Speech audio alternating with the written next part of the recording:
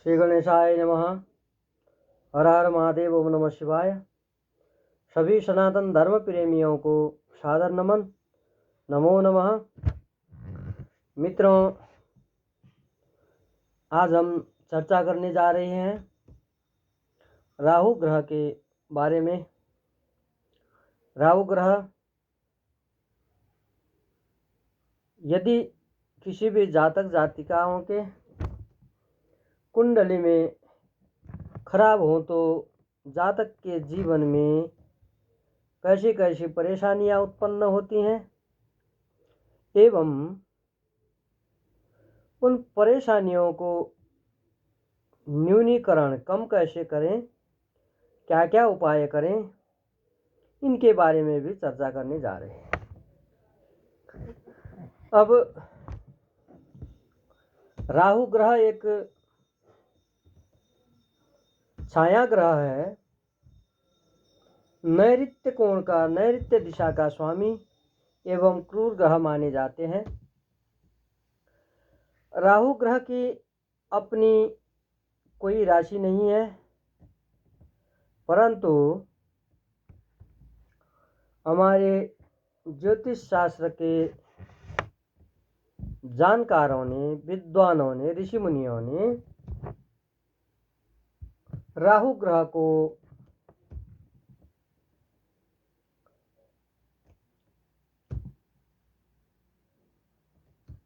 कन्या राशि के स्वामी मानते हैं। तो यदि कुंडली में राहु ग्रह शुभ हो तो जातक जातिकाओं की तार्किक शक्ति बड़ी अच्छी होती है।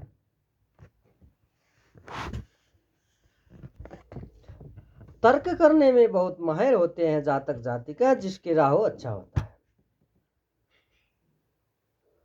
उनकी बुद्धि भी बहुत तेज होती है, तीक्ष्ण बुद्धि वाले होते हैं। जिनकी कुंडली में राहु ग्रह शुभ होता है, जिन जातक जातिकाओं के कुंडली में राहु शुभ होते हैं, वो एक कुशल राजनीतिज्ञ होते हैं। शुभ राहु के बिना कुशल राजनीतिज्ञ, देखिए राजनीतिज्ञ तो हर कोई भी बनेगा, परंतु मैं बात कर रहा हूं कुशल राजनीतिज्ञ। यदि राहु ग्रह कुंडली में खराब है तो राजनीतिज्ञ तो बन सकता है, लेकिन कुशल राजनीतिज्ञ नहीं बन पाएगा। अतः देखने को मिलता है कि जो एक कुशल राजनीतिज्ञ है उसका राहु शुभ है।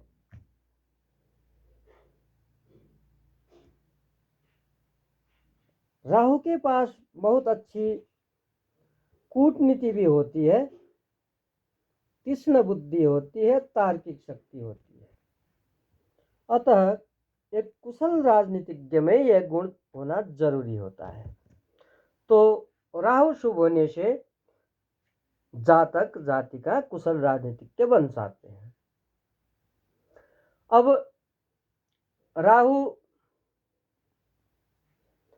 मिथुन राशि में उच्च के माने जाते हैं एवं धनु राशि में नीच के माने जाते हैं।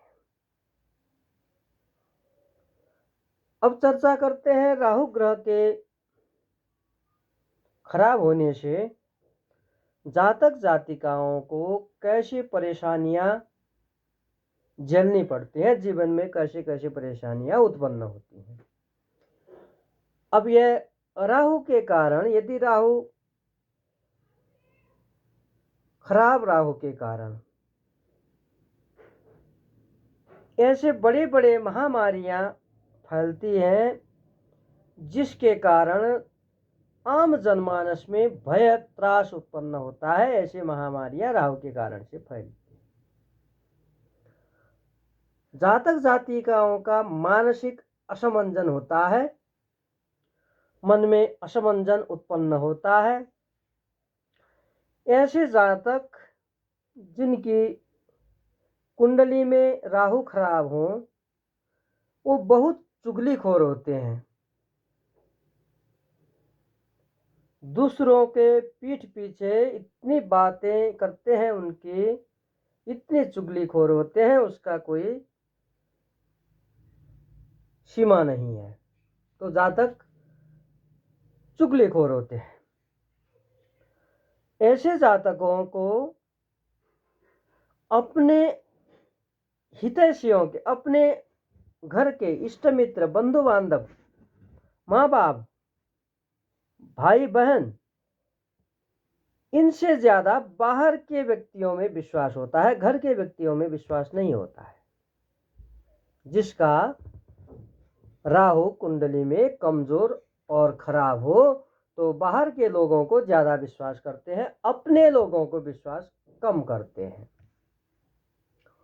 ऐसे जातक जातिका भौतिक साधनों की पूर्ति को ही सर्वोपरि मानते हैं, तो भौतिक साधनों की पूर्ति के पीछे भागे रहते हैं। भौतिक साधनों की पूर्ति हो गई तो उन्हें सब कुछ मिल गया, उनके मन में ऐसा होता है, तो उसी के पीछे भागदौड़ में लगे रहते हैं। राहु खराब होने से, विशेष तौर पर यदि कुंडली में राहु खराब है और राहु की दशा महादशा चल रही है, तो अचानक से समस्याएं उत्पन्न होती हैं जातक के जीवन में। छोटी छोटी बातों में वाद विवाद उत्पन्न होता है,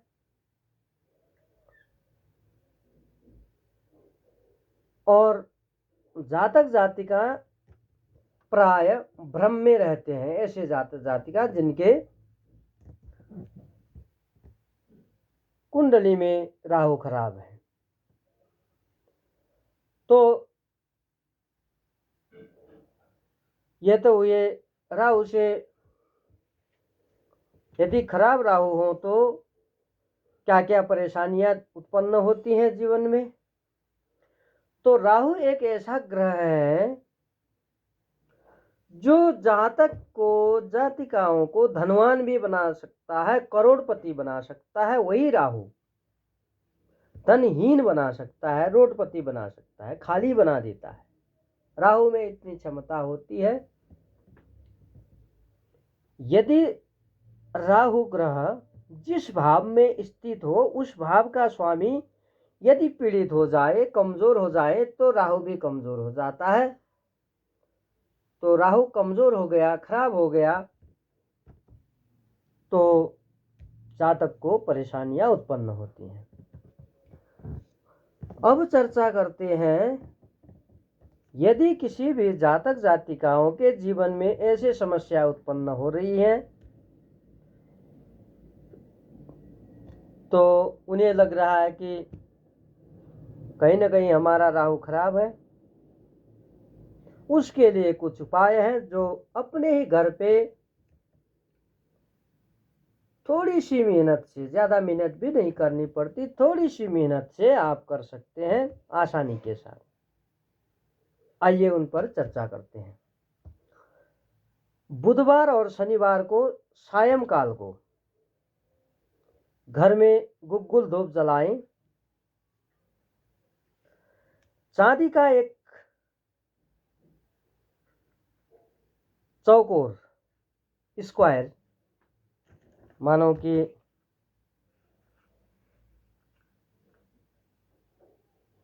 ऐसा ही टुकड़ा, इतना ही टुकड़ा, चांदी का टुकड़ा बनवाकर उसको अपने पास रखना चाहिए जिस जातक की कुंडली में राहु खराब है। चांदी का टुकड़ा बनवाकर अपने पास रखना चाहिए, लेकिन वो टुकड़ा स्क्वायर में होना चाहिए, चौकोर होना। उसके चारों, इधर भी, इधर भी, इधर भी, ये चारों साइड उसके बराबर होने चाहिए, चौकोर होना चाहिए, स्क्वायर होना चाहिए। पंचमी के दिन शिवलिंग पर, ऐसा शिवलिंग जिसके ऊपर नाग भी हो, शिवलिंग पर दूध और जल चढ़ाना चाहिए। बहती हुई गंगा में नारियल प्रवाह करना चाहिए। किसी भी सफाई कर्मचारियों को अन्न, वस्त्र और द्रव्य दान करते हैं, इससे भी राहु शुभ हो जाता है। शनिवार के दिन कौवे को और मछलियों को रोटी खिलाना चाहिए। तांबे के बर्तन में, कोई भी बर्तन हो, तांबे का लोटा हो, पंचपात्र टाइप का हो, कोई भी तांबे का बर्तन में गुड़, शक्कर, कहीं गुड़ बोलते हैं कहीं शक्कर बोलते हैं, गुड़ एवं गेहूं भरकर बर्तन में भरना चाहिए। उसको फिर बहते हुए जल में प्रवाहित कर दें। ऐसे भी राहु शुभ फल देने लगता है। अब भोजन के समय जहां पे आप भोजन करते हैं उस स्थान को गाय के गोबर से लीप कर उस पे बैठकर आप भोजन कीजिए। इससे भी राहु शुभता प्रदान करता है, शुभ फल देने लगता है। किसी असहाय जिसका कोई नहीं है, अनाथ कन्या का विवाह करवा दें तो इससे भी राहु प्रसन्न होता है और शुभ फल देने लगता है। भैरव स्तोत्र, महामृत्युंजय का पाठ, रुद्र सूक्त, राहु स्तोत्र, सरस्वती स्तोत्र का पाठ करें। ओम राम राहवे नमः, ओम भ्राम भ्रीम भ्रोम सह राहवे नमः, इन मंत्रों का 108 बार जप कीजिए। संभव हो तो प्रतिदिन, या यदि संभव ना हो बुधवार और शनिवार को कीजिए। राहु की पूजा, भैरव की पूजा, शिव पूजा, रुद्राभिषेक करके शिव पूजा करना चाहिए। शिव पूजा करके रुद्राभिषेक करना चाहिए। सरस्वती पूजा करवा कर राहु के मंत्र का 18,000 जाप करवाना चाहिए। 18,000 जाप के दशांश हवन, हवन के दशांश तर्पण, तर्पण के दशांश मार्जन करवाना चाहिए एवं मार्जन के दशांश ब्राह्मण भोजन करवाना चाहिए। राहु के संबंधित वस्तुओं का दान करवाना चाहिए। अब गोमेद रत्न जो होता है धारण कर सकते हैं, परंतु रत्न धारण करने के लिए किसी अच्छे ज्योतिषी की सलाह लेकर, यदि ज्योतिषी ने कह दिया कि हाँ रत्न पहन सकते हो, तब ही रत्न पहनना चाहिए, अन्यथा रत्न धारण ना करें। क्योंकि यदि राहु खराब हो, रत्न पहनने के लिए अनुपयुक्त हो, तो आपने रत्न पहन लिया तो उसका उल्टा प्रभाव देगा, जो कि राहु खराब होने से प्रभाव देता है, वैसे प्रभाव में वृद्धि होगी, अशुभता में वृद्धि होगी। अतः ज्योतिषी के सलाह बिना रत्न धारण ना कीजिए। मित्रों, आज राहु के बारे में चर्चा किया। अब एक ही ग्रह बचा है, केतु, उसके बारे में कल चर्चा करेंगे। उसके बाद फिर कुंडली क्या है उसके बारे में जानेंगे, भाव क्या है, कैसे जानना चाहिए हमें साधारण तौर पर। अब जो विद्वान लोग हैं उनके लिए तो नहीं है यह, जो सर्वसाधारण है, जिनके पास कभी कोई ज्ञान नहीं था, परंतु जैसे अब कहीं पे खांसी की दवा होती है तो सर्वसाधारण भी हाँ खांसी की दवा देखी तो ये तो खांसी की दवा है, ये सर्दी की दवा है, ये जुकाम की दवा है, पहचान लेते हैं तो छोटी मोटी दवाइयाँ पहचान लेते हैं। उसी तरफ यद तो आसानी हो जाती है कि दवाई जब पहचान ली तो आसान हो जाता है कि यह दवा इस चीज़ की है, तो घर में रख सकते हैं, इमरजेंसी में काम आती है, इमरजेंसी में काम आती है। अन्यथा तो डॉक्टर के पास जाकर डॉक्टर के सलाह अनुसार दवाई लेते हैं। परंतु इमरजेंसी जिसको फर्स्ट एड प्राथमिक उपचार के लिए भी ज्ञात होना चाहिए कि छोटी मोटी दवाइयाँ इमरजेंसी में कौन सी दवाइयाँ प्रयोग करना चाहिए, वो प्रायः अभी तो सर्वसाधारण को भी पता होता है। ऐसे ही यदि आप अपनी कुंडली को सामान्य तौर पर लग्न कौन है, लग्नेश कौन है और द्वितीयेश कौन है, द्वितीय क्या है, द्वितीय भाव, तृतीय भाव ये क्या है, छोटी मोटी बातें यदि आपको ज्ञात हो तो अपने जीवन में शुभता प्रदान लाने में आप सक्षम हो सकते हैं, क्योंकि उनके बारे में थोड़ा जानकारी प्राप्त हो गई है आपको। अतः इसके बारे में भी चर्चा करेंगे। अभी के लिए इतना ही। जय जय श्री राधे श्याम, हर हर महादेव, ओम नमः शिवाय।